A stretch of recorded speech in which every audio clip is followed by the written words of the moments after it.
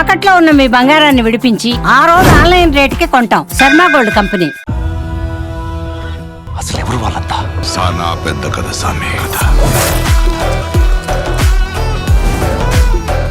విల్లు అని చెప్పారు. అసలు అది ఎక్కడ స్టార్ట్ అయింది, ఎవరు స్టార్ట్ చేశారు? వివేకానంద రెడ్డి గారి రెండో భార్య షేక్ షమీమ్ అనే గురించి మాట్లాడాలా?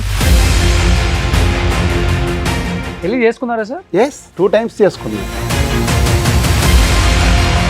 ఫైనల్ గా మొన్న మర్డర్ జరిగే టైంలో 1/4 ప్రాపర్టీకి సంబంధించి Yes. బిల్లు ఏదో రాశారు కదా, ఏంటి సార్ అది అసలు? వివేకానంద రెడ్డి ప్రాపర్టీ మొత్తం కూడా నలుగురు పేరు మీద ఉంది. వివేకానంద రెడ్డి గారు, సౌభాగ్యమ్మ గారు, సునీత గారు, నరెడ్డి, రాజశేఖర్ రెడ్డి, నలుగురు పార్ట్నర్స్. వాళ్ళు ఏది ట్రాన్స్ఫర్ చేయాలన్నా ఈ ముగ్గురు వచ్చి సంతకం పెట్టాలి. ఈయన ఒక్కడు ఏం చేయలేదు. షమీమ్ అనే ఒక పైసా వాళ్ళకి చేయలేకపోయినాడు. ఆమె బూతులు పెట్టి మెసేజ్ పెడుతుంది. వివేకానంద రెడ్డి గారి కూతురు తిడుతూ పెడుతుంది. ఆమె తిడుతూ అట్లా మెసేజ్లు, ఇవన్నీ ఆమె మెసేజ్లే. రెండో వైపు సైడ్ నుంచి ఏం లేదా ఈ మర్డర్ కేసులో ఇన్వాల్వ్మెంట్? ఎందుకుంటది? అతను బతుకుంటే కదా వాళ్ళకి. పాపం రోడ్డు మీద పడి అక్క తింటున్నారు. ఉన్న ప్రాపర్టీలో ఆయన 1/4 షేర్ ఉంది. అయిపోయింది సార్. ఇప్పుడు ప్రాపర్టీలు ఉంది. మనిషే లేడు, ప్రాపర్టీలు ఏం చేసుకొని నెత్తికేసి కొట్టుకోనా? ఇప్పుడు ఏ తప్పు చేయకపోతే మరి భాస్కర్ రెడ్డి కానీ అవినేష్ రెడ్డి కానీ ఎందుకు అరెస్ట్ చేశారు? అది ఒక్కటి చెప్పండి. నోటరైజ్డ్ ఏముంటది? ఆయన ఆస్తి ట్రాన్స్ఫర్ చేయలేడు కదా కొడుక్కి. ఆయన ఏం చేస్తాడు? అప్పుడు విల్లు రాస్తాడు. ఇప్పుడు విల్లు కోసం చంపారంటారా? అంతే. ఎవరు చంపించారంటారు విల్లు కోసం? ఆస్తి ఎవరికి మిగులుతుంది? వాళ్ళు చంపించిండొచ్చు అనేది వాళ్ళ ఆరోపణ. కానీ ఇప్పుడు సునీత గారు కోరినట్లుగా జగన్ గారిని, భారతి గారిని విచారణ చేసే అవకాశం ఉందంటారా? అయిపోయింది కదా, లేదని చెప్పారు కదా. కింద కోర్టు ఒప్పుకోలేదు. మరి జగన్మోహన్ రెడ్డి గారు వర్షన్ ఏం చెప్పారు అసలు? చెల్లికైనా అవినాష్ రెడ్డికైనా సిబిఐలో అతన్ని ఎగ్జామే చేయలేదండి. జగన్మోహన్ రెడ్డి ఎగ్జామ్ చేయలే. ఈమెమో జగన్మోహన్ రెడ్డిని ఎగ్జామ్ చేయమంటుంది, భారతిని ఎగ్జామ్ చేయమంటుంది. ఆయన ఏమంటాడు? పార్టీ నాది, నా ఇష్టం కదా డిసిషన్ అంటాడు. ఏముంది అక్కడ? సొంత అమ్మ, సొంత చెల్లెలు జడ్జి చేస్తున్నారు. అదేంటి రాజకీయంగా జడ్జి చేయట్లా? కుటుంబంలో కేవలం ఆస్తి ఆస్తి ఆస్తి. ఆస్తి కాదు, సరస్వతి సిమెంట్స్ లోన షేర్ గురించి 40% షేరు ఎంఓయూ రాసినాడు. అది ఈడీలో ఉంది కాబట్టి ఈడీ నుంచి బయటపడితేనే మీకు ట్రాన్స్ఫర్ చేస్తానని ఆయన చెప్పున్నాడు. కానీ ఇప్పుడు షర్మిల గారు కూడా చదువుకున్న వ్యక్తే కదా. ఈడీలో ఉన్న ఆస్తుల్ని, అటాచ్మెంట్ చేసిన ఆస్తుల్ని ట్రాన్స్ఫర్ చేయకూడదు, అవి వచ్చిన తర్వాత వస్తాయని ఆమెకు కూడా తెలుసు కదా. మరి తెలిసి ఎందుకు చేస్తారు అట్లా?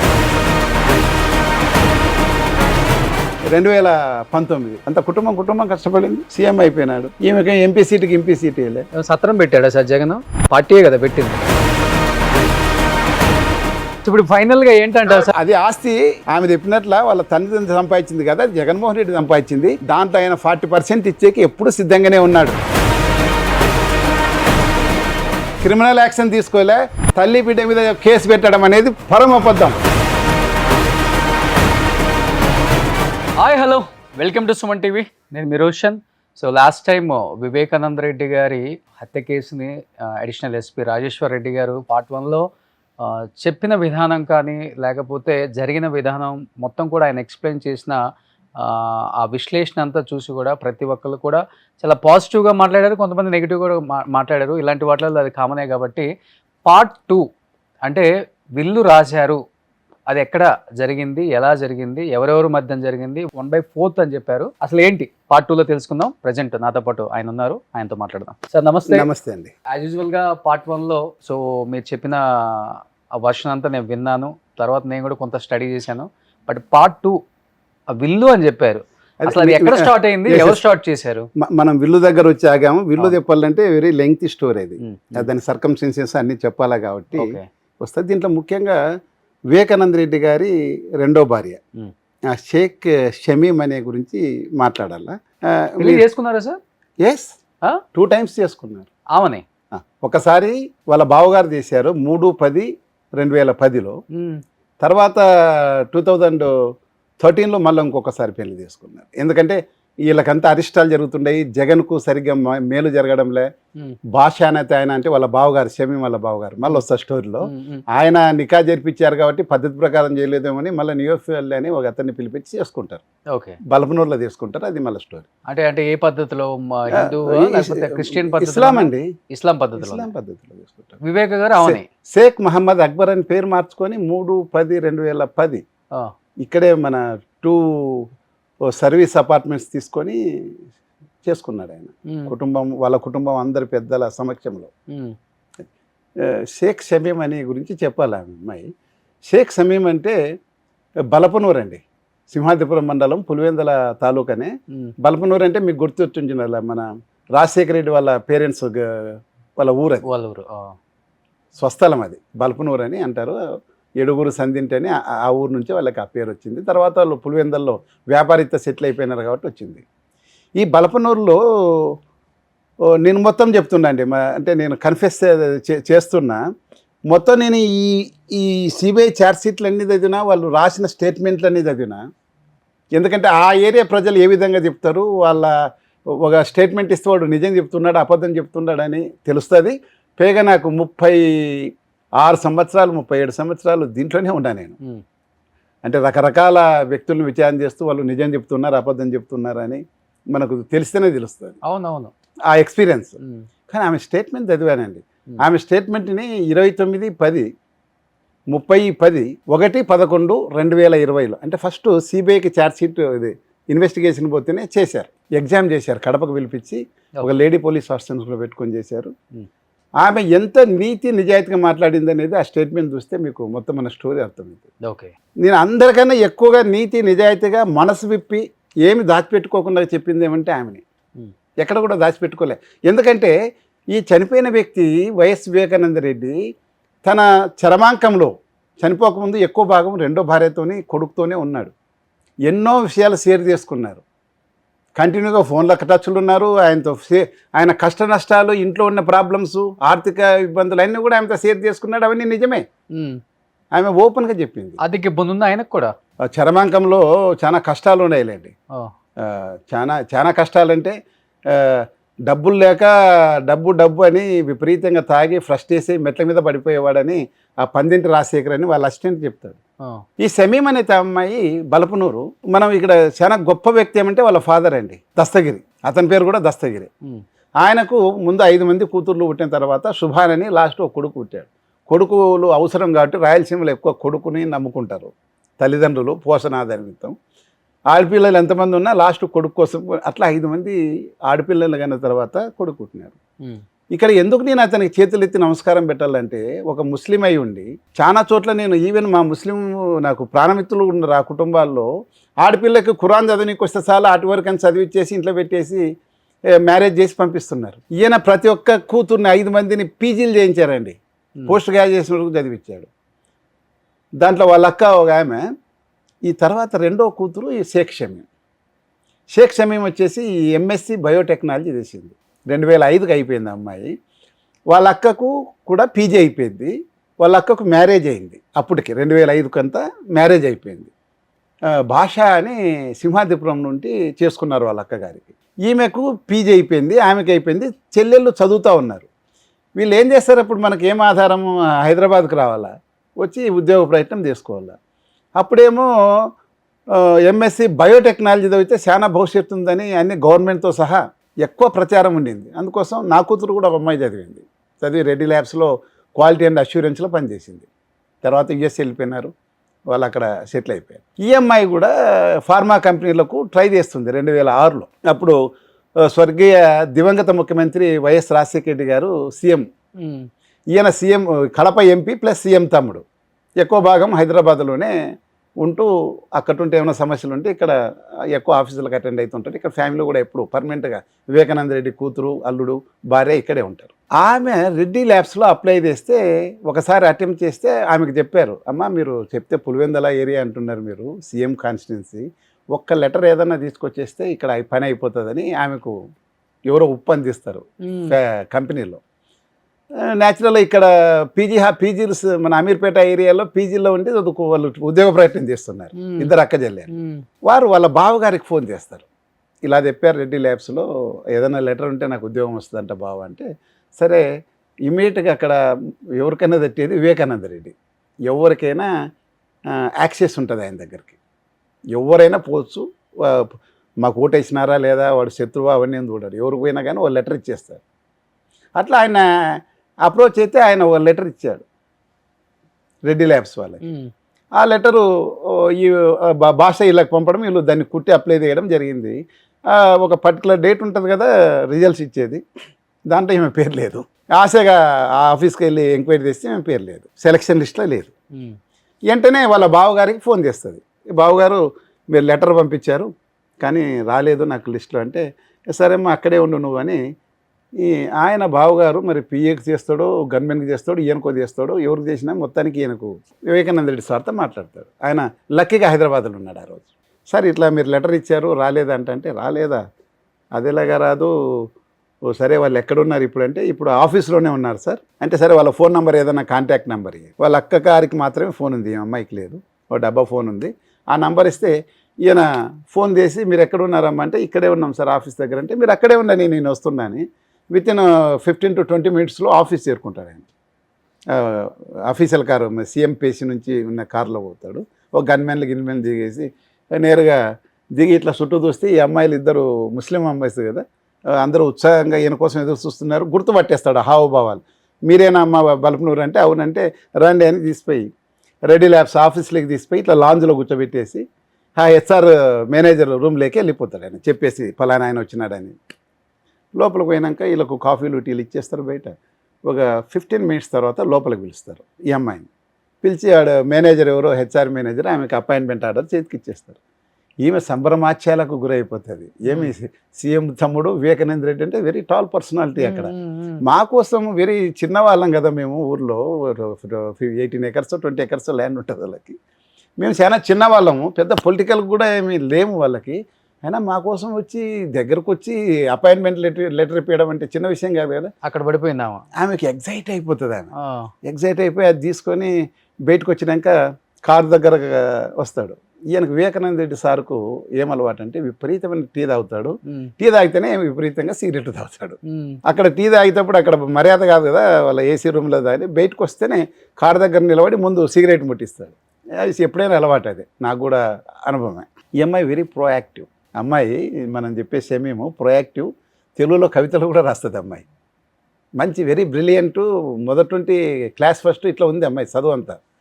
ఆ అమ్మాయి ఉండి నవ్వుకుంటా ఇంకా సార్ మీరు పబ్లిక్ రిప్రజెంటేటివ్ కదా, పబ్లిక్ ప్లేస్లో స్మోకింగ్ చేయొచ్చా సార్ అని నవ్వుకుంటానే అడుగుతుంది. ఈయన కూడా దాన్ని వెరీ స్పోర్టివ్ తీసుకొని నవ్వుకుంటా సరే దాన్ని కింద పడేసి కాలుతో తోసేసి సరేమా వస్తాను అని వెళ్ళిపోతాడు.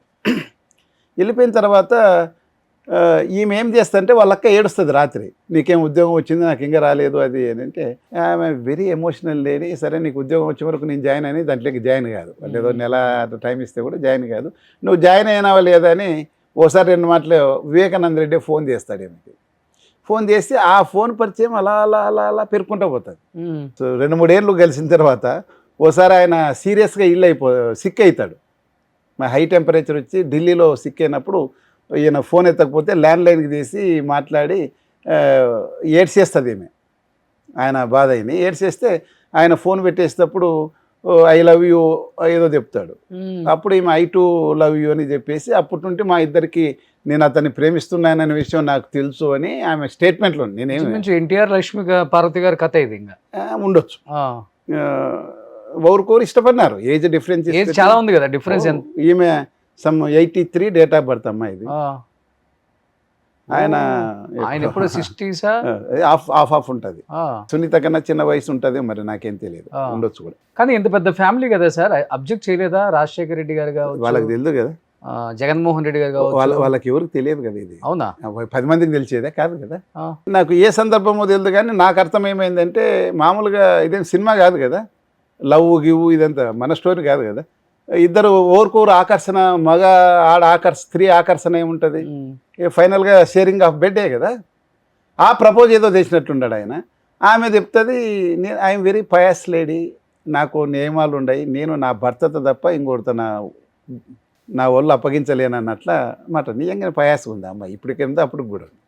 అంటే ఈయన ఎంత ప్రేమించాడో ఆమెను నాకు తెలియదు కానీ ఈయన ఆమెను మ్యారేజ్ చేసుకునేకి సిద్ధమైతే అప్పటికి రాజశేఖర రెడ్డి గారు చనిపోయారు. ఆ టయానికి 2009లో చనిపోయాడు.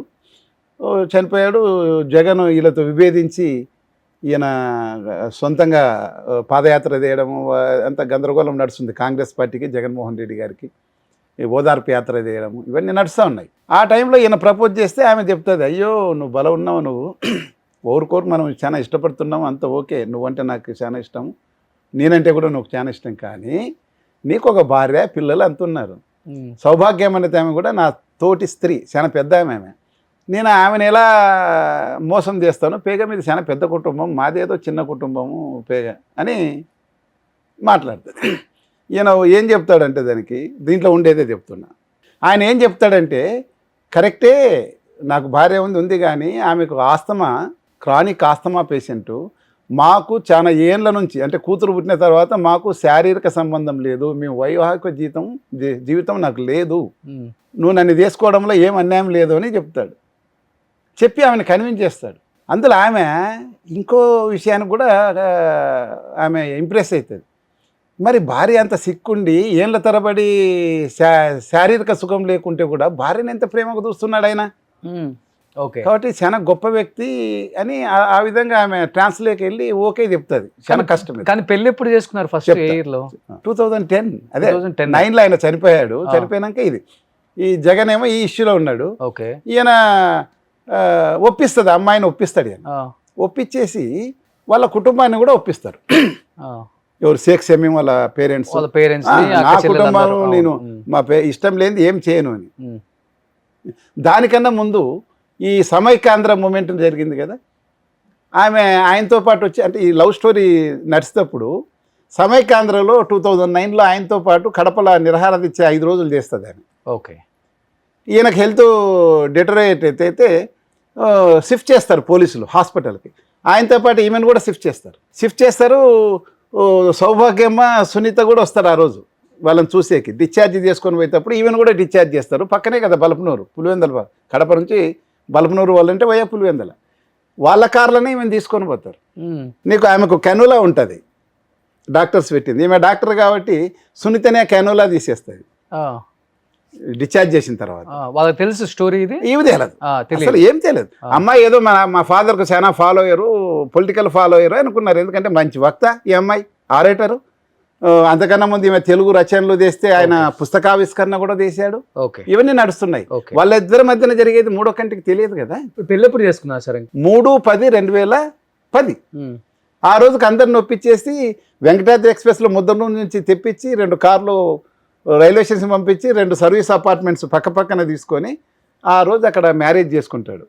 3/10/2010. ఓకే, ఆయన ఒక రిజిస్టర్డ్ కాజీస్ ఉంటారు కదా, ప్రొఫెషనల్స్ రిజిస్టర్ చేస్తారు మ్యారేజ్ వాళ్ళు ఇస్లాం పద్ధతి ప్రకారం. అతన్ని పిలిపించి మనం పెళ్లి చేసుకున్నామని వివేకానంద రెడ్డి ప్రపోజ్ చేస్తాడు. దానికి అమ్మాయి అయ్యో ఇప్పుడు జగన్మోహన్ రెడ్డి చాలా కష్టాలు ఉంటారు, చాలా అభిమానం జగన్ అంటే కానీ వాళ్ళ కుటుంబం అంటే అమ్మాయికి. ఇప్పుడు చాలా క్రైసిస్లు ఉన్నాడు ఆయన.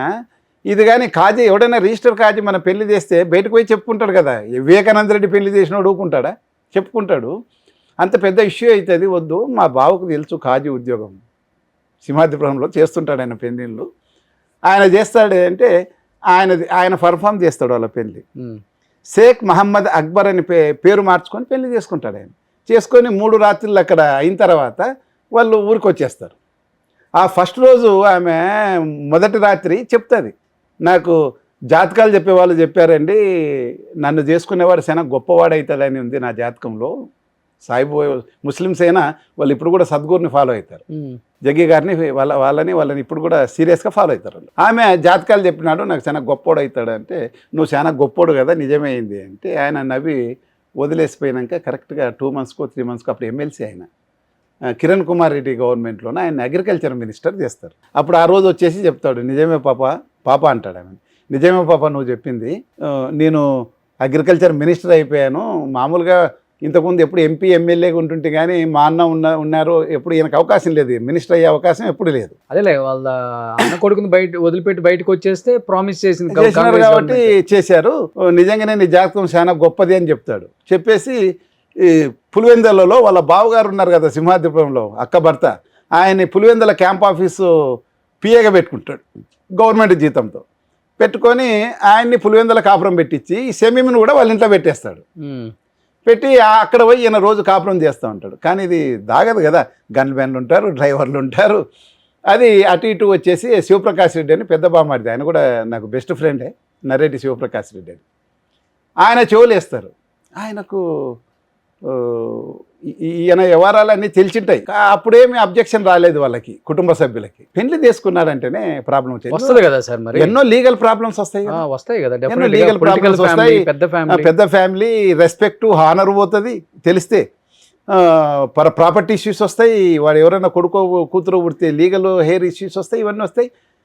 వచ్చేసి వాడిని పోయి బెదిరిస్తాడు. వాళ్ళ బావని ఏమని లేడు కదా, ఎందుకంటే వాళ్ళ బావ వల్లనే వాళ్ళంత పెద్దగా అయినారు. ఇప్పుడు 100 కోట్ల కాంట్రాక్ట్స్ చేసే పెద్ద కాంట్రాక్టర్ అయినా వాళ్ళ బావ చలవలనే అయినాడు.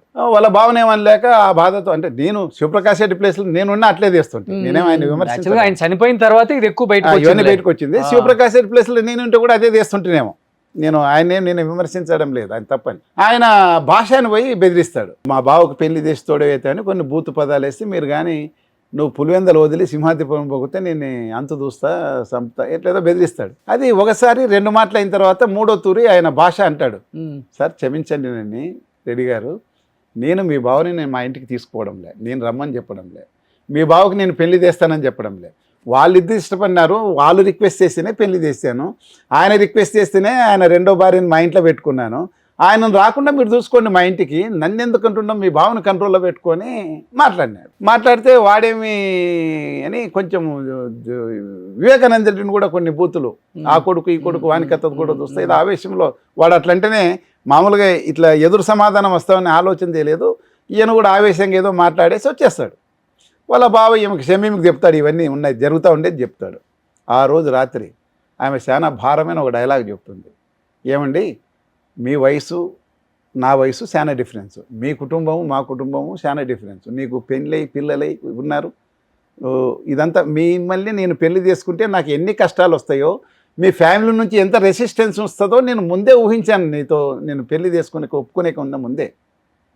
అది నేను ఒప్పుకుంది నేను ఒకడే, నేను ఒక్కదాన్ని ఒప్పుకున్నాను, మీరు నేను కలిసి మా ఫ్యామిలీని ఒప్పించాం. కానీ ఆ బాధ లేదో నేను పడాలా తెలిసి చేసుకున్నా. ఇవన్నీ రెసిస్టెన్స్ వస్తుంది, ఇబ్బందులు వస్తాయని తెలిసి కూడా నేను మిమ్మల్ని పెళ్లి చేసుకున్నా కాబట్టి ఆ బాధ నేను ఒక్కడే పడాలా. కానీ మా కుటుంబం బాధపడుతుంది అంటే ఏమంటే ఇట్లా మీ బామార్ది వచ్చి ఈ విధంగా తిట్టేసిపోయినాడు, ఇట్లా బెదిరిస్తున్నా అంటే వాని కథ చూస్తాలేని పొద్దున్నే పోయి ఇద్దరు గొడవ పడతారు. ఆ గొడవడింది మాకు తెలుసు, కానీ ఆ కాలంలో ఏదో సట్లు పట్టుకొని ఇప్పుడు ఫైనల్ గా మొన్న మర్డర్ జరిగే టైంలో 1/4 ప్రాపర్టీకి సంబంధించి బిల్ ఏదో రాశారు కదా, డైరెక్ట్ పాయింట్ కి వచ్చేస్తాను వస్తున్నా ఏంటి సార్ అదే జస్ట్ వచ్చేస్తున్నా దగ్గర. ఇలా ఉన్నాగా తర్వాత ఆయనకు ఉద్యోగం పోతుంది, అంటే వెళ్ళిపోతుంది. తర్వాత ఆమెని కడప నుంచి హైదరాబాద్లో అక్కడ ఇక్కడ పెట్టిన తర్వాత ఆమెకు 28/8/2015లో ఒక కొడుకు పుడతాడు. హైదరాబాద్లో రైన్బో హాస్పిటల్లో కుకుట్పల్లి ఏరియాలో పుడతాడు. వానికి షేక్ సెహన్సా అని పేరు పెడతాడు, షేక్ అస్లాం సెహన్సా. పుట్టినారు, అక్కడ పవర్ లేదు వీళ్ళకి 2015లో. తర్వాత కడపకు వచ్చేస్తారు 17లో. ఆయన ఎమ్మెల్సీకి ఓడిపోతాడు. పిల్లోడు 15 నుంచి ఇంక సంవత్సరం పెరుగుతున్నాడు కదా. ఆమె నాకు మొత్తం నాకే కాదు, నా కొడుకు ఏం చేస్తావు ఇప్పుడు, నువ్వు ఒక పైసా కూడా ప్రాపర్టీ ఇతను చేసేకి లేదు. ఆయన చాలా ట్రై చేస్తున్నాడని కావడంలే. ఎందుకంటే వివేకానంద రెడ్డి ప్రాపర్టీ మొత్తం కూడా నలుగురు పేరు మీద ఉంది. వాళ్ళ గీములన్నీ ఆగ్రో ప్రైవేట్ లిమిటెడ్ ఇట్లా పేర్ల మీద, ప్రైవేట్ లిమిటెడ్ పేర్ల మీద ఉన్నాయి. దాంట్లోన వివేకానంద రెడ్డి గారు, సౌభాగ్యమ్మ గారు, సునీత గారు, నరెడ్డి, రాజశేఖర రెడ్డి, నలుగురు పార్ట్నర్స్. ఓకే, వాళ్ళు ఏది ట్రాన్స్ఫర్ చేయాలన్నా ఈ ముగ్గురు వచ్చి సంతకం పెట్టాలి, ఈయన ఒక్కడు ఏం చేయలేడు. తర్వాత ఆయన ఈ క్రమంలోనే ఏదో చేద్దామని ఒక పంచాయతీ ఆయన దగ్గరకు వస్తే 4 acres వెరైటీస్ అని మన వేంపల్లి పులివెందల ఏరియాలో దొరుకుతుంది. White varieties, world class varieties. ప్రపంచంలో అక్కడ తప్ప ఎక్కడ అంత మంచి వెరైటీ దొరకదు. మనకు కోడూరు ఏరియాలో దొరుకుతుంది, కానీ మంగంపేటలో అది గ్రే కలర్ది, ఇది ప్యూర్ వైట్ ఉంటుంది. ఇది ఆయిల్ ఇండస్ట్రీస్లో వాడతారు. ఆ 4 ఎకరాలు ఈయన తీసేసుకొని మీకు మార్పియాలని ట్రై చేస్తుంటేనే శివప్రకాష్ రెడ్డికి ఆ నోటీస్కి వచ్చేసి ఆమె స్టేట్మెంట్ ప్రకారం, సెమీన్ స్టేట్మెంట్ ప్రకారం శివప్రకాష్ రెడ్డి ఆ ఆస్తిని తను రాయించుకొని తర్వాత సౌభాగ్యమ్మకు మార్చినాడని చెప్తుంది ఆమె. నాకు పూర్తి వివరాలు తెలవు. మార్చేస్తుంది. తర్వాత ఇంక ఏం చేయాలన్నా ఏం చేయలేకపోతుంటాడు. ఆ సమయంలో చిట్వేలు వాళ్ళిద్దరు వచ్చేసి ఈయన దగ్గరకు వచ్చేసి, సార్ చిట్వేలు అంటే మంగంపేట దగ్గర వాళ్ళకు బాగా ఫాలోయర్స్ వివేకానంద రెడ్డికి, మల్లిశెట్టి వెంకటరమణ, లక్ష్మీకర్ అని ఇద్దరు వచ్చి, సార్ బెంగళూరులో ప్రాపర్టీ డిస్ప్యూట్ ఉంది, రాధాకృష్ణమూర్తి అని, యలహంకలో ఇతనికి సేల్ కమ్ జీపీఏ ఉంది, వేరేవాడు రిజిస్టర్ చేయించుకున్నారు మనం, కానీ ఇది ఫస్ట్ ఉంది ఇతనికి, దీన్ని సెటిల్ చేస్తే మనకు చాలా డబ్బు వస్తుంది సార్, అది 80 కోట్ల పైన విలువ చేస్తుంది, 8 ఎకరాలు అని చెప్తారు. ఈయనకు దానికన్నా ముందు ఈయనకి చెక్ పవర్ అన్ని తీసేశారు, డబ్బు చేతులు ఆడుకోకుండా చేశారు. 17 ఎమ్మెల్సీ ఎలక్షన్ అయిపోయినాక ఈయన దగ్గర పైసా లేదు. 2000 కూడా ఆయన జోలు ఉండడం కష్టం అయిపోయింది. ఓకే, పులివెందులకు వస్తాడు, ఆయనకు డీజిల్ ఏమో పెట్రోల్ బంకులు అప్పు, కిరాణా కొట్ల అప్పు అన్నీ కూడా హైదరాబాద్ నుండి పంపిస్తున్నారు. కానీ నేను జోయిలో డబ్బులు పెట్టడం లేదు, ఎందుకంటే నెలకు ₹1,00,000 పైన ఖర్చు పెడుతున్నాడు రెండో భార్య కొడుకు. ఇది తెలిసి వాళ్ళు ఆపేశారు. ఎవరు? వీళ్ళ ఫ్యామిలీ, సునీత వాళ్ళ ఫ్యామిలీ. సునీత, నరేంద్ర రాజశేఖర్ ఇద్దరు కలిసి అతనికి చెక్ పవర్ తీసేశారు. అంతకన్నా ముందు ఈ అన్ని ఫర్ములకు వాళ్ళకి డెల్టా ఇంజనీరింగ్ అని ఫ్రీ ఫ్యాబ్ స్ట్రక్చర్స్ చేసేది ఉంది. దాంట్లో కూడా నరేంద్ర రాజశేఖర్ రెడ్డి, వివేకానంద రెడ్డికే చెక్ పవర్స్ ఉండేది వాళ్ళ కంపెనీలో. ఈయన చెక్ పవర్ తీసేశారు, డబ్బులు ఆర్డర్ చేయడంలే. 2013లో కొడుకు పుట్టకముందు ఆమెను తెచ్చి నేను ఇంట్లో పెట్టుకుంటాను, ఎందుకంటే అందరికి తెలిసిపోయింది, అది అందరి సబ్జెక్టు ఇంట్లో అందరికి తెలిసిపోయింది. దాని మీద మాట్లాడుకోకుండా ఈయన బయటకు వచ్చేసి, నువ్వు ఎట్లా హైదరాబాద్లో ఉంటున్నారు, మీరు ఎవరు రావడం లేదు, పులివెందుల్లో నేను ఒక్కడు ఉంటున్నా, నేను అమ్మాయిని తెచ్చి ఇంట్లో పెట్టుకుంటాను అని ప్రపోజ్ చేస్తే అతని మీద అసాల్ట్ జరిగింది ఇంట్లో. వాటర్ బాటిల్తో ఏమితో కొడితే అది గోడకు పోయి తగిలింది అని చెప్తారు. నాకైతే తెలియదు, సిబిఐ దాంట్లో కూడా లేదు, కానీ జనబాహుల్యంలో ఉండేది అది. ఆ రోజు నుంచి 2013 నుంచి చచ్చిపోయేంత వరకు నరేంద్ర సునీతకు ఈ విషయంలోనే మాటలు లేవు. అది సిబిఐ స్టేట్మెంట్లో ఉంది. నరేంద్ర రాజశేఖర్ క్లియర్గా చెప్తున్నాడు, 2013లో ఈ విషయంలోనే గొడవ జరిగి అప్పుడు టాకింగ్ టర్మ్స్ లేవు తల్లిదండ్రి. కానీ ఇలా ఉన్నప్పుడు ఆమెకు ఏ విధంగా కూడా ఆస్తి తెలియడని బెంగళూరుకు పోయి అది సెటిల్ చేయకపోతాడు. ఆ సెటిల్మెంట్లో ఒక్క పైసా రాదు. రాకుండా బదులు హోమ్ మినిస్టర్ ఇప్పుడు పరమేశ్వర్ ఉన్నాడు, అప్పుడు కూడా హోమ్ మినిస్టర్ ఆయనే. ఇప్పుడు కర్ణాటక హోమ్ మినిస్టర్, అప్పుడు హోమ్ మినిస్టర్ కాంగ్రెస్. అంతకన్నా ముందు బీజేపీ ఎమ్మెల్యేని, యలహంక ఎమ్మెల్యేని అప్రోచ్ అయితే ఆయన ఏమి చేయలేడు. తర్వాత హోమ్ మినిస్టర్ని అప్రోచ్ అవుతారు. ఆయన లోకల్ పోలీస్కి చెప్పి ఒక పంచాయతీ పెడతాడు, ఆ పార్టీ ఈ పార్టీని పెట్టి. ఆ పార్టీలో పోలీసు వాళ్ళు క్లియర్గా చెప్తాడు, అయ్యా మీ రాధాకృష్ణమూర్తి ఏదైతే మీరు చెప్పి సపోర్ట్ చేస్తున్నారో ఆ డాక్యుమెంట్ ఫోర్జుడు వన్ను. ఎందుకంటే ఆయన కొనింది ఒక ఐటీవై కంపెనీ డైరెక్టర్తో కొన్నాడు. ఆ డైరెక్టర్ 10 ఏళ్ల కిందటే ఆ కంపెనీ నుండి వచ్చిన తర్వాత ఈయన తీసుకున్నాడు. అంతోని వానికి ఆ హక్కు ఉండదు. డబ్బులు పెట్టాడా దానికి? ఏం పెట్టలేదు. ఈయన దగ్గర డబ్బులు ఉంటాయి కదా, ఈయన పైసా లేదు. తర్వాత దాంట్లో సంతకాలు చేసిన 2 నోటరీల్లో ఆ డేట్ కన్నా 10 సంవత్సరాల కిందట చనిపోయినాడు కడపవాడు, అది కూడా ఫోర్జరే. ఓకే, కాబట్టి ఈయన మీద మేము యలహంకలో ఒక పోలీస్ కేసు పెట్టి ఈయన జైల్లోకి కూడా పంపించినామని చెప్తారు. ఓకే, కాబట్టి ఇంకా ఏం లేదని తెలుసు. తర్వాత వీళ్ళు పీటర్ క్యాడీ అని ఒక బ్రోకర్ దగ్గరకు పోతారు. అతను ఇట్లాంటి ల్యాండ్ డిస్ప్యూట్ ఉండేది. ఒకటి సార్, ఇప్పుడు బెంగళూరు ల్యాండ్ వల్ల ఇష్యూ రాలేదు, మనకు పైసా రాలేదు. సెకండ్ వైఫ్ కిడ్ వల్ల ఇష్యూ లేదు. కానీ ఎందుకు అంత దారుణంగా నరికారు? మరి ప్రాబిలిటీస్ చెప్తాను, అంతేగాని ఫలానా నరికినాడని మనం చెప్పలేదు. ఆయనకేమో అజాత శత్రువు. ఎవరైనా వినపడే దస్తగిరి పేరు కానీ లేకపోతే రాజశేఖర్ రకరకాల పేర్లు వాళ్ళ స్టేట్మెంట్లు హైలీ కాంట్రాడిక్షన్స్ ఉన్నాయి, హైలీ కాంట్రాడిక్షన్, సెల్ఫ్ కాంట్రాడిక్టర్ ఉన్నాయి. అసలు వాళ్ళే ఉన్నారా లేదా? మారిపోయాడు కదా దస్తగిరి. మారిపోవడం అంటే ఇప్పుడు నేను కూడా మారిపోతా. అసలు ఇంకా ఎవరికి ఆఫర్ ఇచ్చినా అట్లాంటిది అప్రూవర్గా మారిపోతారు. ఏముంది, అరెస్ట్ లేదు ఇక్కడ ఎక్కడా కూడా. ఆస్తి కోసం చంపింది కాదు, అలా అరెస్ట్ లేదు. అరెస్ట్ లేకుండా పెట్టినారు. మామూలుగా 306 ప్రకారం అంటారు అప్రూవర్. మీకు మన వీడియో దృష్టిలకు, అడ్వకేట్స్కు, పోలీసు వాళ్ళకు తెలుసు. సెక్షన్ 306 ప్రకారము సిఆర్పిసిలో, పాత సిఆర్పిసిలో అప్రూవర్ చేస్తారు. దాంట్లో సబ్సెక్షన్ 4A ప్రకారం అతను జైల్లో ఉంటే ట్రయల్ అయిపోయేంత వరకు లోపలే ఉండాలా. ముద్దాయిలు బయట తిరుగుతారు కానీ ట్రయల్ అయినంత వరకు అప్రూవల్ అయినంత వరకు లోపల ఉండాలా. మిగతా ముద్దాయిలకు బెయిల్ రావచ్చు. దీంట్లోనే ఇతనికి అరెస్ట్ చేయలేదు. నేను చంపినానని చెప్పినాక 3 నెలలైనా అరెస్ట్ చేయలేదు.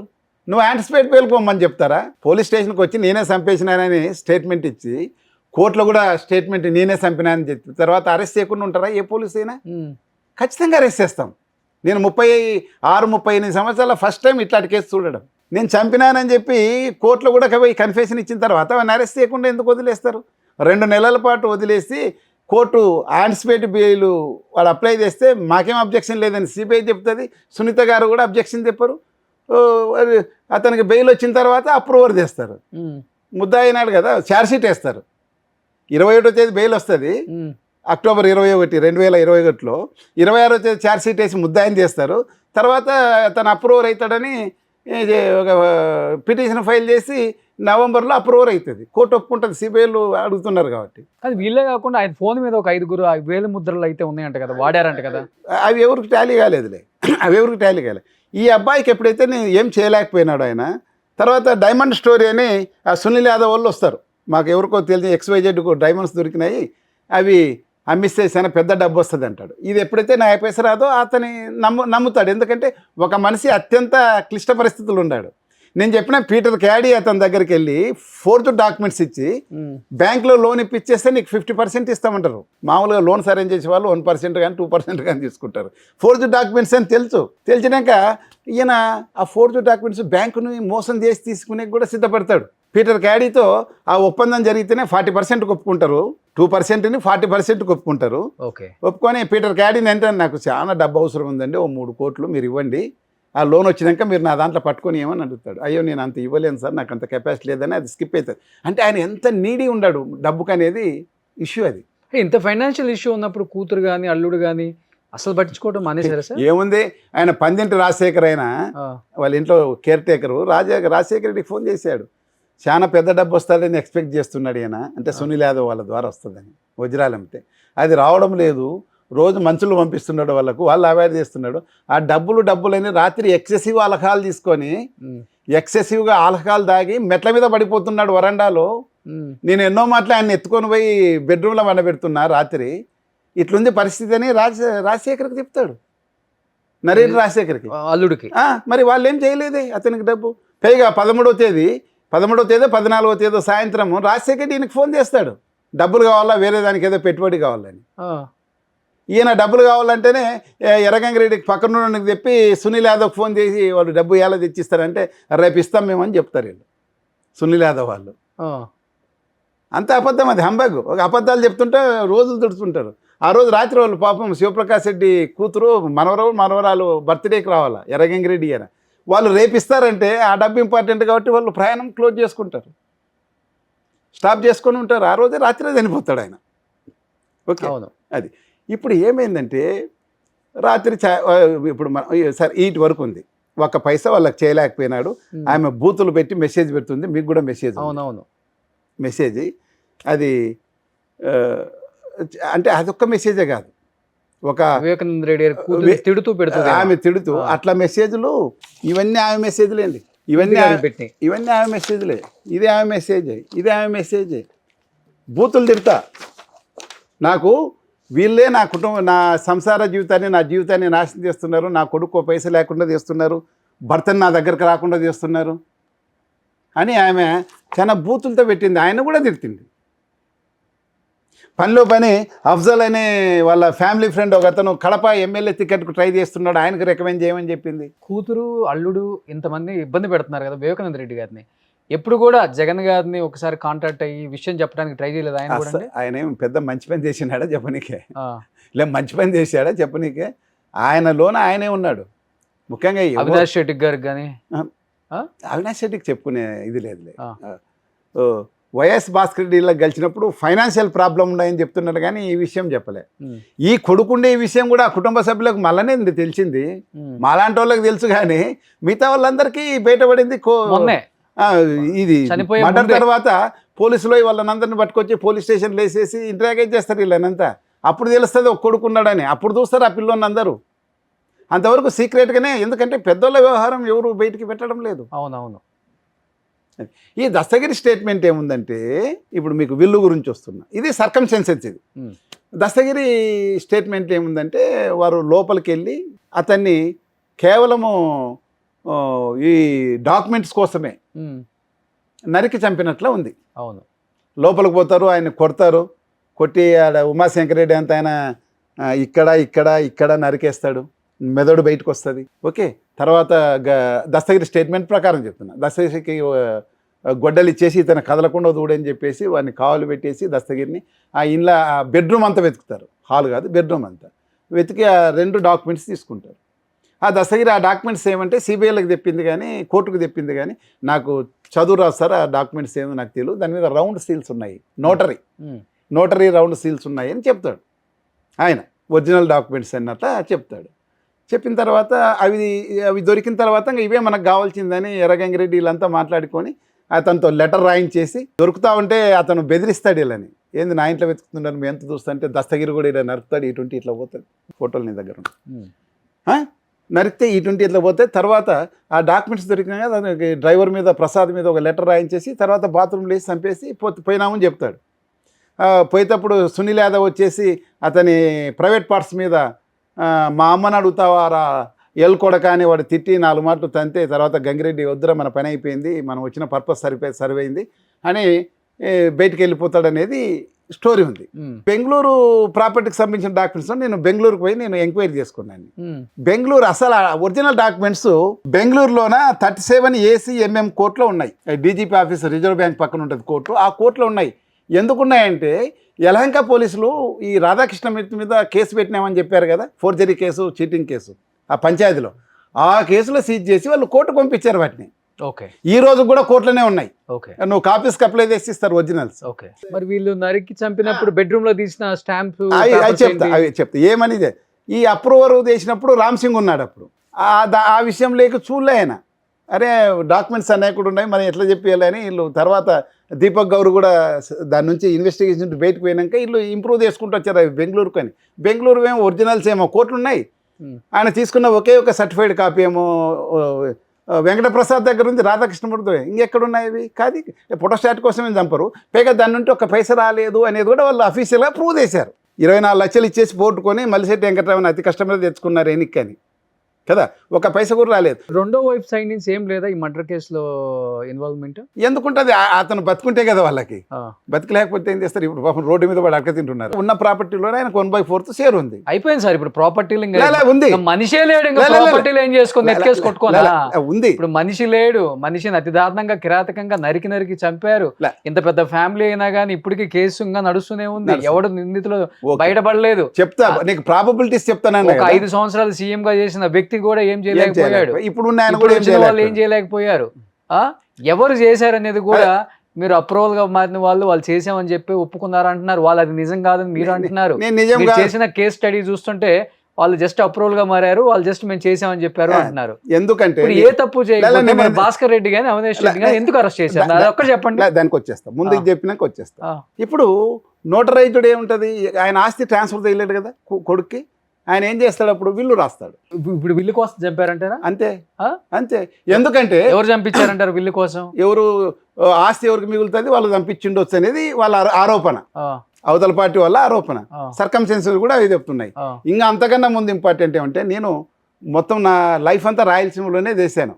ఇన్స్పెక్టర్ వరకు, డిఎస్పీ వరకు, చిత్తూరు వరకు ఈ ఎన్నో ఫ్యాక్షన్ కేసులు చూసాం. ఇప్పుడు ఎవరు పోలీసులకు అవి ఇప్పుడున్న కొత్త తరం పోలీసులు చూడడంలే, మేము చూసాం.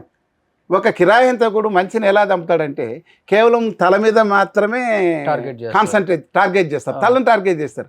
ఎక్కడ పొడిచినా కానీ నువ్వు హాస్పిటల్కి పోతే బతికే అవకాశం ఉంటుంది. కానీ ఒక హార్ట్లోనో లంగులోనో పడితే లేకపోతే తల కొంచెం చిట్లి మెదడు బయటకు వచ్చిందంటే వాడు బతికే ఛాన్సే లేదు. మరి ఏంటి ఆయన మీద అంత కక్ష? హైడ్ అసాసిన్స్ చంపారు. హైడ్ అసాసిన్ ఎవరనేది ఎందుకు చెప్తుండంటే ఇతను మన దస్తగిరి చెప్పిన స్టోరీ ఏమాత్రం టాలీ కాదు మనకు. ఎందుకంటే ఇక్కడ 3వ దెబ్బ గజ్జల ఉమాశంకర్ రెడ్డి 3వ దెబ్బ వేస్తే ఇది పగిలిపోయి ఇంత ఎడల్పు బిల్ల బయటకు వచ్చి స్కల్ది మెదడు బయటకు వచ్చేసింది. మెదడు బయటకు వచ్చినాక ప్రపంచంలో ఎవడు బతకడు. ఒకవేళ గుండె చిన్న మెదడుతో కొట్టుకుంటుంది కదా, కాన్షియస్గా ఉండడు. అటువంటి వాడు మెదడు బయటకు వచ్చినాక ఇట్లా తెగి ఏలు ఇంత పెయి తెగినాక పెన్ను పట్టుకొని ఒక లెటర్ రాసినాడంటే జస్ట్ అసంబద్ధం కదా. ఈమె సునీత కూడా డాక్టర్ అమ్మ కదా, అందులో వేలూరు సిఎంసీలో చదివింది ఆమె. ఏమంటే సునీల్ యాదవ్ దస్తగిరి ఆ రోజు ఆ ఏరియాలో తాక్కుంటున్నారు కాబట్టి ఫోన్లు అక్కడ ఉన్నాయి కాబట్టి ఆ ఏరియాలో నైట్ వాళ్ళు ఏమైనా ఉండొచ్చేమని. కానీ నరికిన మాత్రం వాళ్ళు గారు. ఎందుకంటే నీకు సీన్ ఆఫ్ అఫెన్స్లో 5 వేలు ముద్దలు దొరికాయి. 5లో 1 మాత్రం ఫోన్ మీద దొరికింది. ఆ ఫోన్ హ్యాండిల్ చేసిన ఆయన పిఏ కృష్ణారెడ్డి. ఆ కృష్ణారెడ్డి ఏలు ముద్ర ఫోన్ మీద ఉండి తేలింది, దాంట్లో ఏం డిస్ప్యూట్ లేదు. మిగతా 4 మరి సీన్ ఆఫ్ అఫెన్స్ లో బెడ్రూమ్ లో ఇది సార్ ఇది బాత్రూంలో దొరికాయి కదా. ఆ బాత్రూంలోకి ఎవరు కూడా పోలే, డెడ్ బాడీ బయటకు తీసుకొచ్చినాక ఎవరు పోలే. మన క్రైమ్ టీం వచ్చేందుకు 11:40 ఆ ప్రాంతంలో క్లూస్ టీం వచ్చింది. క్లూస్ టీం వచ్చేసి ఆ ఏలు ముద్దలు తీసింది, 97 ఫోటోలు తీసింది, 3 వీడియోలు తీసింది. 97 ఫోటోల్లో ఇల్లు సిట్ వన్ వాళ్ళు దాచిపెట్టిన విషయం అన్నీ అన్ని వాకిన్ల లోపల చిలుకలు భద్రంగా ఉన్నాయని రాశారు వాళ్ళు పంచనామాల్లో. కానీ వాళ్ళ ఫోటోల్లో ఇరిగిపోయింది. కాబట్టి ఈ స్టోరీ మనకు టాలీ కావడంలే. నేను అన్ని చూసినాకనే ఈ అభిప్రాయానికి వచ్చిన, అసలు వాళ్ళు కూడా ఉన్నారా లేదా అని. ఓకే, మరి ఎవరు నరికారు, ఎవరు తీసిపోయారు ఆ డాక్యుమెంట్స్? అదే కదా ఇప్పుడు రౌండ్ సీల్స్ ఉన్నాయి. ఇప్పుడు 5 సంవత్సరాలు జగన్మోహన్ రెడ్డి గారు అధికారంలో ఉన్నారు కదా, నిజంగా బాబాయ్ మీద ప్రేమ ఉంది లేదని ఎవరు అనరు, కానీ ఎందుకు ఆయన అంటే ఫ్యామిలీ ఇన్వాల్వ్మెంట్ ఉంది అని చెప్పేసి ఆయన కూడా వద్దులే ఇంకా దీన్ని ఇంతతో ఆపేద్దాం అనుకున్నారా? ఇన్వాల్వ్మెంట్ లేదు కదా. ఇన్వాల్వ్మెంట్ ఎక్కడుంది అంటే ఆయన ఫ్యామిలీ, మీరు అన్నట్లుగానే మీరు చెప్పిన స్టోరీలో ఆయన ఫ్యామిలీ ఇన్వాల్వ్మెంట్ కనపడుతుంది కదా. దానికి ఒక సమాధానం చెప్తా. ఈయన వచ్చిన తర్వాత వాళ్ళు 6/10/2019 వరకు హ్యాపీగానే ఆయన కూడా సిట్ 1 సిట్ 2 పెట్టి ఆయన కూడా చేస్తున్నాడు పోలీసు వాళ్ళని తొందరగా చేయమని. ఈమె రోజు సాయంత్రం ఐఓ దగ్గరకు పోయి కూర్చుంటుంది, ఏమైంది ఈరోజు ప్రోగ్రెస్ ఏమైంది, ఐఓలు చెప్తారు కదా, రోజు వచ్చి ప్రోగ్రెస్ అడుగుతుంది. కానీ మరి అదృష్టమో దురదృష్టమో ఇంత స్టోరీ జరగనీకే అదొక్కరోజు జరిగిన సంఘటనే కారణం.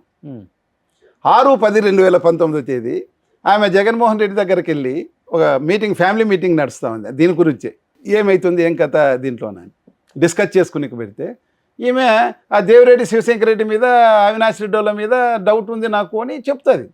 ఈమెకి ఎవరు వెనక నేర్పించారో మనకు తెలియదు. ఆయన జగన్మోహన్ రెడ్డి గారు అంటారు, అవినాష్ రెడ్డిని పక్కన పెట్టు, దేవిరెడ్డి శివశంకర్ రెడ్డి అనేవాడు వాళ్ళకు రైట్ హ్యాండ్ లెఫ్ట్ హ్యాండ్ అందరికి, వాళ్ళ కుటుంబానికి అంతా. ఎవరైనా బుల్లెట్ వాళ్ళ మీద తుపాకీతో కలిస్తే ఆ బుల్లెట్ అవకాశం అయితే వాడు పోయి ఎదురు నిలబడతాడు. తన ప్రాణమైన ఇచ్చి వాళ్ళకున్నంత అత్యంత నమ్మకస్తుడైన ఫాలోయర్ అతను. నువ్వు అతని మీద ఎలా చెప్తావు? నువ్వు వాడు మీ నాయనకైనా నాకైనా ఎవరికైనా అంతే విశ్వాసంగా ఉంటాడు. దీనికన్నా ముందు మీ పిఏ కృష్ణారెడ్డి ఎందుకు లెటర్ దాచిపెట్టినాడు, మీ ఆయన ఎందుకు తెప్పాడు? అసలు ఆ లెటర్ ఏం దాచిపెట్టకపోతే ఫస్ట్లోనే మర్డర్ కేసు కట్టి వాళ్ళంతా ఎవిడెన్స్ పోయిందని వీళ్ళందరిని అరెస్ట్ చేసి దాన్ని అంతా కన్ఫ్యూజ్ చేస్తున్నారు కదా, ఇన్వెస్టిగేషన్ అంతా కన్ఫ్యూజ్ అయిపోయింది కదా. ఇప్పుడు అది జరగకోకుండా ఉంటుండే కదమ్మా అని ఒక మాట అంటాడు అంతే. ఆమె నా భర్తను నువ్వు అనుమానిస్తావా, నా భర్త చంపినా పర్వాలే, నువ్వు నిజం తేల్చు అని బయటకు వచ్చేసి వైరపక్షం క్లచెస్లోకి వెళ్ళి, ఓకే వైరపక్షం అంటే నీకు అర్థమవుతుంది, చూస్తలకు కూడా అర్థమవుతుంది, వైరపక్షం క్లచెస్లోకి వెళ్ళి వ్యవస్థల్లో అత్యంత శక్తివంతమైన వాళ్ళ ద్వారా దాన్ని సిబిఐకి పోయేలాగూ అవుతుంది. వ్యవస్థలు అత్యంత శక్తివంతమైన అన్ని వ్యవస్థల్లో పోతారు. పోయినాక ఫస్ట్ సిబిఐ మాత్రం డైరెక్టర్ ఉన్నాడు, పర్మనెంట్ డైరెక్టరు. ఆయన పర్మనెంట్ డైరెక్టర్ కాదు అది ఇచ్చినప్పుడు. ఆర్డర్ వస్తేనే Sudha Singh IPS officer, Orissa cadre, ఆమె లేడీ ఐపీఎస్ ఆఫీసరు, సిబిఐకి డెప్యుటేషన్లు ఉంటుంది. ఆమెను కేసుకి ఇన్ఛార్జ్ పెట్టేసి ఈ దీపక్ గౌరు ఆయనకు ఒక 4 ఇన్స్పెక్టర్లు 4 ఎస్ఐలు ఇచ్చేసి ఇన్వెస్టిగేషన్ మొదలు పెడతారు.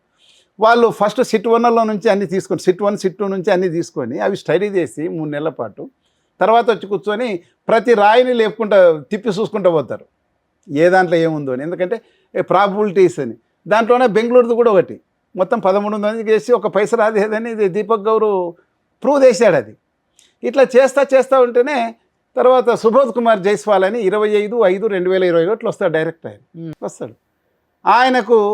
ఆయనని సెలెక్ట్ చేసిన ప్యానెల్లో ప్రధానమంత్రి ఉంటాడు, చీఫ్ జస్టిస్ ఉంటాడు, ప్రతిపక్షం నుంచి ఒక ఆయన ఉంటాడు. ప్రధానమంత్రి option BJP option Rakesh Asthana, కానీ మన ఆ రోజున్న చీఫ్ జస్టిస్ ఆయన సుప్రీంకోర్టు ఆర్డర్ తీసుకొని ఒకదాన్ని, సార్ ఎక్కువ సర్వీస్ ఉన్న వాళ్ళని మనం ప్రిఫర్ చేయాలా, వీళ్ళ ముగ్గుట్లోన సుబోధ్ కుమార్ జైస్వాల్కి ఎక్కువ సర్వీస్ ఉందని చెప్తే ఆడ పెద్ద ఆర్గ్యుమెంట్ ఏం లేదు కదా, చట్టం అట్లుంది అని చెప్పినప్పుడు సరైన ఓకే చెప్తారు, అప్పుడవుతాడు. అలా వచ్చిన సుబోధ్ కుమార్ జైస్వాల్ ఆయన వస్తేనే సుధా సింగ్ని తప్పించేస్తాడు ఆ కేసు నుంచి. 9/11/2021 ఆయన్నే ఐఓన్ చేసి దీపక్ గౌర్ను కూడా తీసేస్తారు ఆ కేసు నుంచి. ఇంకా ఆ రోజు నుంచి ఆయన ఇష్టం, ఇంకా ఆ రోజు నుంచి జరిగిందే ఇవన్నీ డ్రామాలు, కొత్త పేర్లు. కానీ మధ్యలో భాస్కర్ రెడ్డి అని అవినాష్ రెడ్డి అరెస్ట్ ఎందుకు వచ్చింది మరి? ఏమాత్రం నమ్మదగ్గగా లేని ఒక స్టేట్మెంట్ ఇచ్చిన దస్తగిరి స్టేట్మెంట్ మీద వేసారు అతన్ని. అతను ఒప్పందము అప్రూవర్ అంటారు అతన్ని. నేను అరెస్ట్ చేయము, నీకు డబ్బులు ఇస్తాము, నీకు అరెస్ట్ చేయము, నువ్వు సాక్షిగా ఉంటావు, నువ్వు ఒప్పుకుంటే ఒప్పుకున్నాడు అతను ముందు అతను ఒప్పుకోలే. నాకు తెలిసిన విషయం ఏమంటే ఇతను ఉమాశంకర్ రెడ్డిని, గజ్జల ఉమాశంకర్ రెడ్డిని కూడా అడిగినారు. ఒక రూమ్లో ఊరికి తెలకుండా నోట్ల డబ్బులు బ్యాగులు పెట్టి, నువ్వు ఈ విధంగా ఒప్పుకో, నీకు అరెస్ట్ చేయము, నీకు పిల్లలకి అంత చేస్తాము, డబ్బు ఇస్తాము, లేదంటే నువ్వు జైలుకి పోతావు. ఏమని ఒప్పుకోమన్నారు? దస్తగిరి చెప్పిన స్టోరీ. ఓకే. ఈ స్టోరీ వాళ్ళకి చెప్పి ఈ విధంగా మీరు ఒప్పుకుంటే మీకు ఇస్తామని. ఎవరు ఒప్పుకోలేదు, ముందు దస్తగిరి కూడా ఒప్పుకోలేదు. తర్వాత సభానా అని ఆయన భార్యని మేనేజ్ చేసి ఒప్పించారనేది. అవినాష్ రెడ్డి పేరు, భాస్కర్ రెడ్డి పేరు, భాస్కర్ రెడ్డి పేరు, దేవిరెడ్డి శివశంకర్ రెడ్డి పేరు చెప్పమని. చెప్పు. ఓకే. సో ఇప్పుడు అందరి మీద ఆరోపణ అయిపోయింది. ఇప్పుడు జగన్ గారు భారత మీద కదా విచారణ విచారణ చేయాలని ఈమె అడుగుతుంది. సునీత గారు, సునీత వాళ్ళ వాళ్ళ వాళ్ళ బెయిల్స్ అన్ని క్యాన్సిల్ చేయాలని. ఆయన పాపం ఉత్త పుణ్యానికి ఆ తుడిపించేటప్పుడు అక్కడ ఉన్నాడని. ఎవరో వైఎస్ భాస్కర్ రెడ్డి తుడిపించేటప్పుడు అందరూ అక్కడే ఉన్నారు, బంధువులంతా అక్కడే ఉన్నారు, ఆయన ఒక్కడే కాడు. అదొక్క కారణం పెట్టి వాడెవడో శ్రీనివాసరెడ్డి అని కాంపౌండర్ ఉంటుంది అతను, మూలి శ్రీనివాసరెడ్డి అని, వాళ్ళ హాస్పిటల్లో కాంపౌండర్. దూది తొందరగా తీసుకెళ్ళి తుడిసనికి డాక్టర్ దూది కావాల కాటన్ అంటే, ఎందుకంటే శవాన్ని బయటికి తెచ్చేంత వరకు దాంట్లో అతనికి ఇంజురీ ఇచ్చిందని ఎవరికి తెలియదు. కానీ ఇప్పుడు సునీత గారు కోరినట్లుగా జగన్ గారిని, భారతి గారిని విచారణ చేసే అవకాశం ఉందంటారా? అయిపోయింది కదా, లేదని చెప్పారు కదా, కింద కోర్టు ఒప్పుకోలేదు. కానీ ఇంతమంది ఇన్ని రకాలుగా, అంటే కొంతమంది ప్రలోభ పెట్టచ్చు, కొంతమంది డైరెక్ట్గా ఉండొచ్చు, విచారణకి వెళ్ళారు, కొంతమంది అరెస్టులు అయ్యారు, బయటకు వచ్చారు, మీరు చెప్తూనే ఉన్నారు, అన్ని వర్షన్స్ చెప్పారు, బాగానే ఉంది. కానీ మరి జగన్మోహన్ రెడ్డి గారు వర్షన్ ఏం చెప్పారు అసలు? చెల్లికైనా చెప్తా, అవినాష్ రెడ్డికైనా చాలా ఇంపార్టెంట్. నువ్వేది నేను ఒక 2 లైన్ చెప్తేనే నీ దగ్గరికి వస్తాను, లైన్లు చెప్పండి, సమాధానం వస్తుంది. 13వ తేదీ వాళ్ళు ఫైనల్ రిపోర్టు సుప్రీంకోర్టు కూడా ఇచ్చారు. సుప్రీంకోర్టు ఇంకా దీంట్లో మేము క్లోజ్ చేస్తున్నాము అని, ఈ బెయిల్ పిటిషన్స్ నువ్వు క్యాన్సిల్ చేయమని ఇచ్చావు కదా బెయిల్స్, అవన్నీ కూడా మేము డిస్మిస్ చేస్తున్నాము, డిస్మిస్ చేసి వెళ్ళిపోమన్నారు. ఓకే. ఇప్పుడు రాజశేఖర రెడ్డి గారు ఉన్నప్పుడు ఫ్యామిలీకి ఒక భరోసా, మీరు అడిగిన 200% జగన్మోహన్ రెడ్డి గారే భరోసా. తమ్ముడు పిల్లలకైనా, అన్న పిల్లలకైనా, మొన్న కూడా జాజిరెడ్డి గారి మనవడు పెళ్లి దగ్గరుండి చెన్నైలో చేసి వచ్చారు, అంత బాగుంది. జగన్మోహన్ రెడ్డి పెద్దంగి ఇప్పుడు ఇంటికి ఏంటి ఆయన ఇచ్చిన భరోసా ఏంటి ఫ్యామిలీకి? దానికన్నా ముందు మీరు ఒకటి, జగన్మోహన్ రెడ్డి ఏం చెప్తున్నాడు ఈ కేసులో అని అన్నారు కదా, సిబిఐలో అతను ఎగ్జామే చేయలేదండి. ఎంపీ సీట్ కోసం అంటే ఎంపీ సీట్ ఇచ్చేవాడిని ఎగ్జామ్ చేయలే కదా, జగన్మోహన్ రెడ్డి ఎగ్జామ్ చేయలే. ఈమెమో జగన్మోహన్ రెడ్డిని ఎగ్జామ్ చేయమంటుంది, భారతిని ఎగ్జామ్ చేయమంటుంది. ఆయన ఏమంటాడు, పార్టీ నాది, నా ఇష్టం. మా చిన్నాయన అసలు, మా చిన్నాయన ఎవరు చేసేకి, అసలు మా చిన్నాయనే రికమెండ్ చేశాడు. ఆయన స్టార్ కంపెయినరు అవినాష్ రెడ్డికి, ఆయన ఎందుకు చంపుతాడు, ఎవరు చెప్పారు, ఇది ఏమి సంబంధం లేదు, ఆయనే రికమెండ్ చేశాడు అవినాష్ రెడ్డికి అని చెప్తారు రేపు. అదే యాక్చువల్గా జరిగింది కూడా. ఓకేనా? కాబట్టి వాళ్ళ మోటివ్ తుస్ అంటుందని అతన్ని ఎగ్జామ్ చేయరు. ఏమంటారంటే ఇది కావాల్సి చేసిన టార్గెటెడ్ ఇన్వెస్టిగేషన్ ఇది.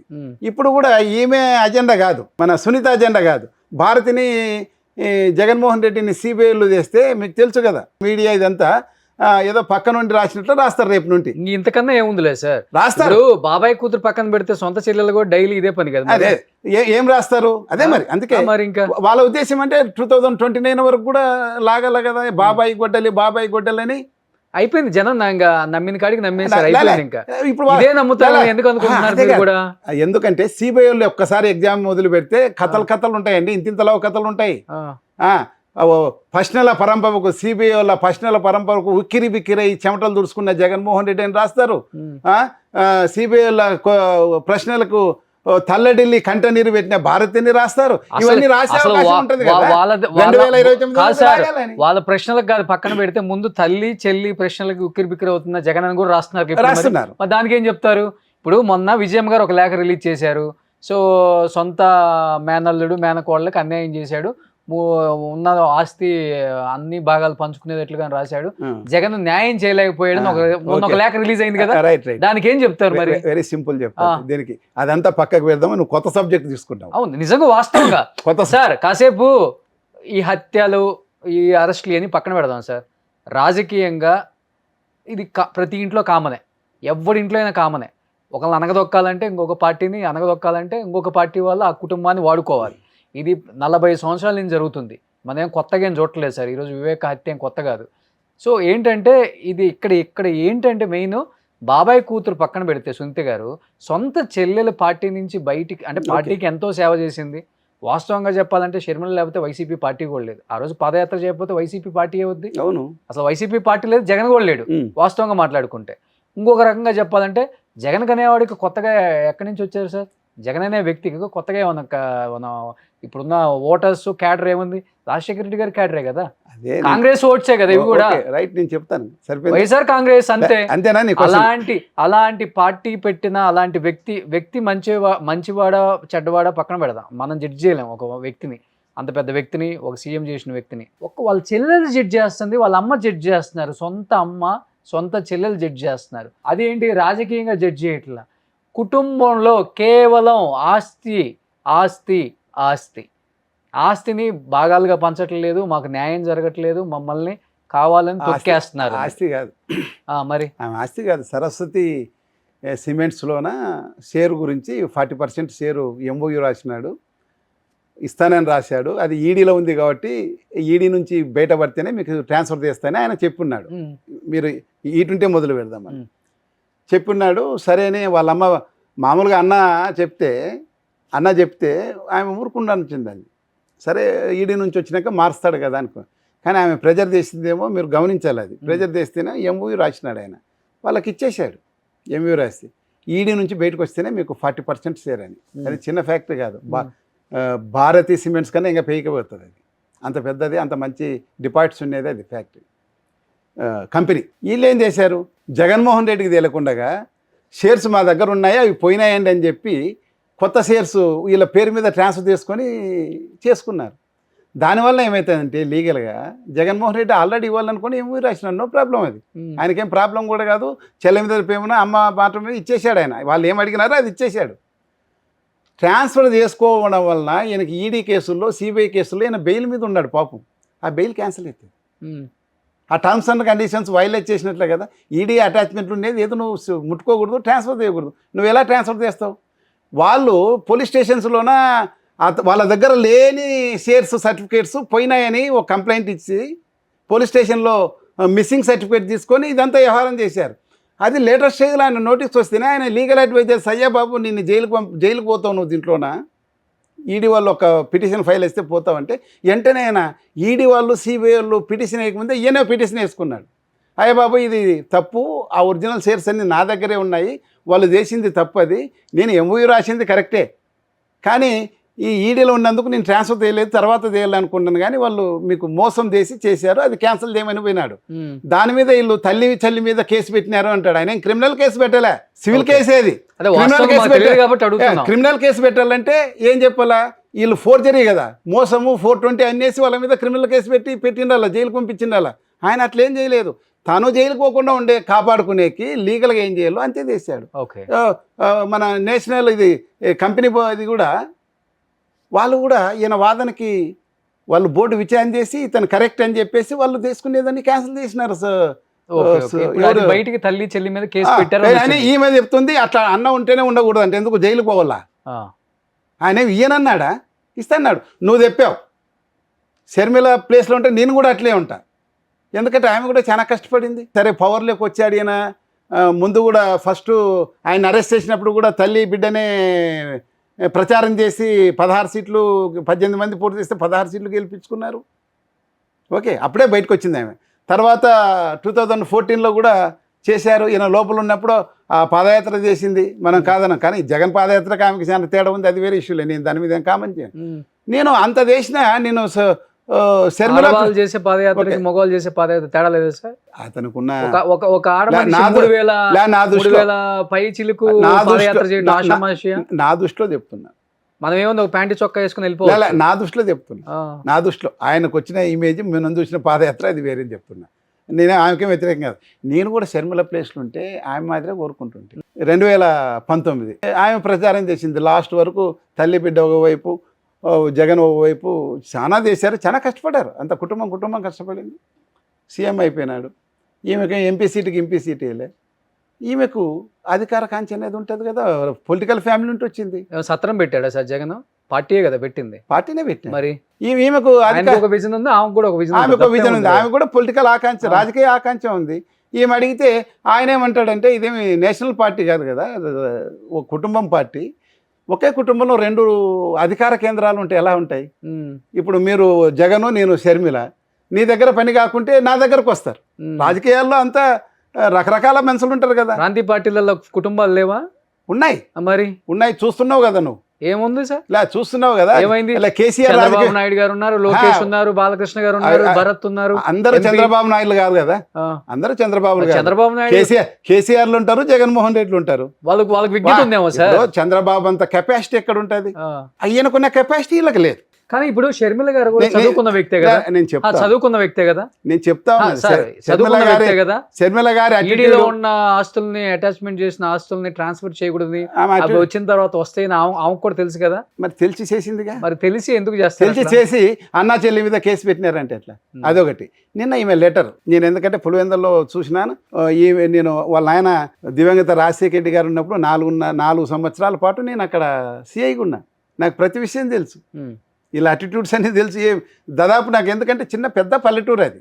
అదేం పెద్దగా అన్ని రహస్యాలు ఏముండవు. అంతా ఆ ఏరియాలో ఓపెన్గా ఉంటారు. రాత్రి ఎంత జరిగినా మనకు పొద్దునకంతా న్యూస్ వస్తాయి అన్నట్లు ఉంటుంది ఆడ. ఉమ్, నేను అందులో 4 years ఉన్న అందరితో పరిచయం, వాళ్ళ కుటుంబంతో కూడా చాలా మందితో పరిచయం ఉంది. ఇప్పుడు వాళ్ళ ఫాదర్కి 2004లో కదా సీఎం అయింది. ఉమ్, 2009 అంతా ఉన్న ప్రాపర్టీస్ అంతా కొడుకు బిడ్డకు రాసేసాడు. ఆయన చేతిలో కొంతే ఉండింది అన్నీ, అంటే ముందే రాసేసాడు ఆయన. తర్వాత మిగిలిన ప్రాపర్టీకి ఎవరు వారసురాలు? విజయమ్మనే కదా. ఉమ్, నీకు ఆమెకు రాశాడు, అల్లుడు కూతురుకు రాసేసి మనకి ఇక్కడ కొంత ఐరన్ ఓరు మైన్స్ కూడా ఇచ్చాడు వీళ్ళకి. ఉమ్, ఎవరికి? మన అనిల్ కుమార్కు ఇలా బ్యాచ్కి. తర్వాత ఏదో ఆ సిబిఐ కేసు గీసని దాన్ని రద్దు చేశారులే. ఆయనకి ఇచ్చాడు. ఈ జగన్మోహన్ రెడ్డి 2004 కన్నా ముందే ఆయన హైడ్రో ఎలక్ట్రికల్ ప్రాజెక్ట్స్ చేస్తూ ఉండే. మన తెలంగాణలో కూడా చాలాసార్లు గ్రెనేట్ లారీలు పెట్టుకొని గ్రెనేట్ చేసుకొని బిజినెస్ చేసుకున్నాడు ఆయన. ఎవరికి తెలియదు అప్పుడు పాపం. ఉమ్, ఎండకు వానకుండి చేసుకున్నాడు. నీకు 2004లో నేను అక్కడ ఇన్స్పెక్టర్. ఆయన సొంతంగా డెవలప్ చేసుకున్న ఒక హైడ్రో ఎలక్ట్రిక్ ప్రాజెక్టు 10 కోట్లకు అమ్మి, ఆ కాలంలో 10 కోట్లు అంటే ఒక జిల్లాకు వస్తుండే. ఓకే. వచ్చి మొత్తం కడప ఖర్చు పెట్టాడు 2004లో. ఉమ్, వాళ్ళ చిన్న ఆయన ఎంపీ సీటుకి, వాళ్ళ ఆయన ఎమ్మెల్యే సీటుకి కడపలో ఉన్న అన్ని అప్పుడు 11 12 ఉండే అన్ని సీట్లకు కూడా జగన్మోహన్ రెడ్డి ఫైనాన్స్ చేశారు. అప్పుడు కాంగ్రెస్ పార్టీ దగ్గర డబ్బులు లేదు. ప్రతిపక్షంలో ఉన్నారు కాంగ్రెస్, అటల్ బిహారీ వాజ్పేయి గారు ఉంది. డబ్బు లేదు. అంతో ఇంతో వచ్చిండొచ్చు, కానీ వీళ్ళ కాంట్రిబ్యూషన్ ఎక్కువ ఉంది. ఇప్పుడు ఫైనల్ గా ఏంటంటే కాబట్టి అది ఆస్తి వాళ్ళకు ఆమె చెప్పినట్ల వాళ్ళ తల్లిదండ్రులు సంపాదించింది కదా, జగన్మోహన్ రెడ్డి సంపాదించింది. దాంట్లో ఆయన 40% ఇచ్చేకి ఎప్పుడు సిద్ధంగానే ఉన్నాడు. ఏది సరస్వతి సిమెంట్స్ అనేది. దాంట్లో వీళ్ళు ఆ విధంగా మోసం చేసి ఈయన జైలుకు పోతాడని కూడా చూడకుండా త్వరపడి, మరి వాళ్ళకి ఏ ఉద్దేశం ఉందో, వాళ్ళ వెనక ఏ శక్తులు ఉన్నాయో, మరి ఆయన జైలుకు పోయాలైనా పంపించాలనే శక్తే లేకపోతే ఏదో, అందుకు ఆయన తప్పనిసరి పరిస్థితుల్లో సివిల్ యాక్షనే తీసుకున్నాడు వాళ్ళ మీద. ఓకే. క్రిమినల్ యాక్షన్ తీసుకోలే. తల్లి బిడ్డ మీద కేసు పెట్టడం అనేది పరమబద్ధం. మామూలు కేసు అయితే క్రిమినల్ కేసు అవుతుంది, అది చీటింగ్ కేసు, ఫోర్జరీ కేసు అన్నీ అవుతుంది. సో ఫైనల్ గా ఏంటి ఆ వివేక గది హత్య కేసు కొలిక్కి వస్తుంది అనుకుంటున్నారా? కొలిక్కి ఏమొస్తుంది? వాళ్ళు ఏదో వేసారండి పర్ఫెంటరీ ఇన్వెస్టిగేషన్. ఇంకా చెప్పాలంటే ఇంకా అసలు ఎందుకు ఇది పర్ఫెంటరీ ఇన్వెస్టిగేషన్ ఇంకొక పార్ట్ చేస్తాం మేము. ఓకే. ఓకే, నాకేమీ అబ్జెక్షన్ లేదు. డెఫినెట్ గా అండి. ఇంకో పార్ట్ చేస్తాము. ఇది ఒక పర్ఫెక్టరీ ఇన్వెస్టిగేషన్ చేశారు. దీన్ని లాస్ట్ మనం నెక్స్ట్ చెప్పే ఎపిసోడ్లో విన్న అడ్వకేట్లు కానీ, సీనియర్ పోలీస్ ఆఫీసర్స్ కానీ, ఇప్పుడు కొత్తగా సర్వీసులు ఉన్న పోలీస్ ఆఫీసర్స్ కానీ వింటే ఎంత సిబిఐలో కూడా ఇంత చెత్త ఇన్వెస్టిగేషన్ చేశారా దీంట్లోన, ఇంత పెద్ద టాల్ పర్సనాలిటీ పొలిటీషియన్లో అని అనుకుంటారు. ఓకే. దానికోసం మీరు వెయిట్ చేయండి. Okay, thank you sir, thank you so much. Suman టీవీలో మీ పర్సనల్ అండ్ బిజినెస్ ప్రమోషన్స్ కోసం కింది నెంబర్కి కాంటాక్ట్ చేయండి.